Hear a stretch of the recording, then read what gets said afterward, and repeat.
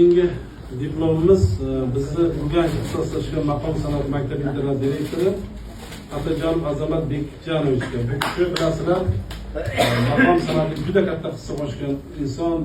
Bu kishiga biz inson professor unvoni bermoqchimiz.